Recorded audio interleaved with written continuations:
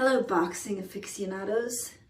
This is Stacy Dash, and welcome to N.W.J, the world's most dangerous boxing page.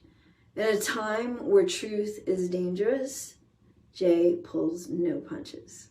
So get your hands up and keep swinging. And don't forget, subscribe. Peace. What's up, y'all? Welcome to N.W.J. And just want to ask you guys, do you think David Haye has a chance against Tyson Fury?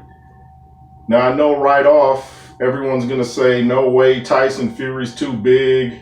David Haye is just a blown-up cruiserweight. He's too short. He's too small. But I think if David Haye, he looked really quick. He wasn't slow at all against his fight, with his fight against Fournier. He's really quick. He's got that fast.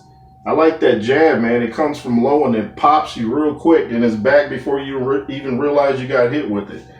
But I think that if he takes about 4 fights and steps it up gradually, I still give Tyson Fury the edge, but it's not going to be a walk in the park for him. Plus, David Haye's taking some time off, giving his body some time to relax.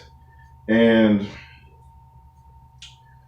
you know, I think everybody is looking at age now, going off of Evander Holyfield. And one thing that I didn't mention in my video about Evander Holyfield and Vitor Belfort is, I think Holyfield can perhaps still fight, but he has to choose his opponents carefully. And the thing about it is, if you look at Holyfield's career, most of his fights were wars. And he's been fighting since he's 8 years old. So that's 50 years of fighting. That's a lot of wear and tear on the body. So, you know, his fights, none of his fights were really, other than maybe James Quick Tillis at heavyweight, and Buster Douglas, none of his fights were really fast from what I remember. They were like long drawn out wars. 3 fights with Riddick Bowe, 2 with Lennox Lewis, Ray Mercer. His fights were wars, so that's a lot of punches. So, because a lot of heavyweights can fight up until, you know, in their 40s and they're fine, but Holyfield has had so many punches aimed at his direction and landed, it just makes you think, you know, I always say if a fighter wants to fight, let him fight, but it just makes you think, do you want him to keep taking damage like that? And I hope he thinks about how the punches he took felt.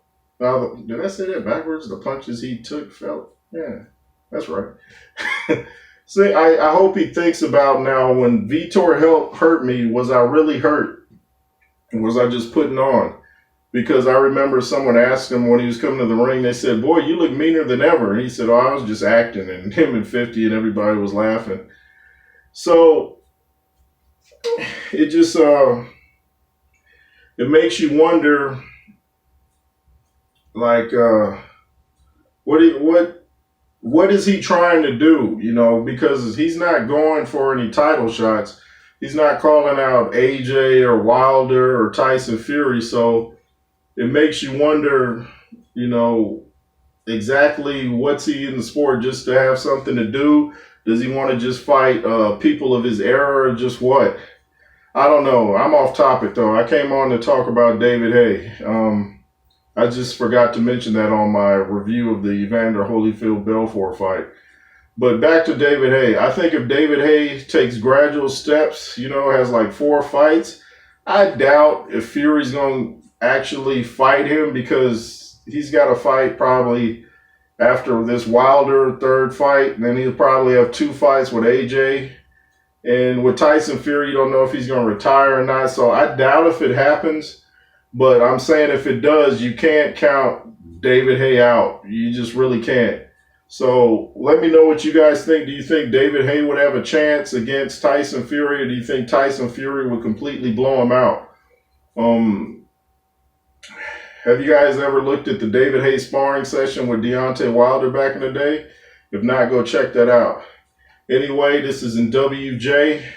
Make sure you subscribe, like, comment, share, and let this page take off like a car with the brakes off.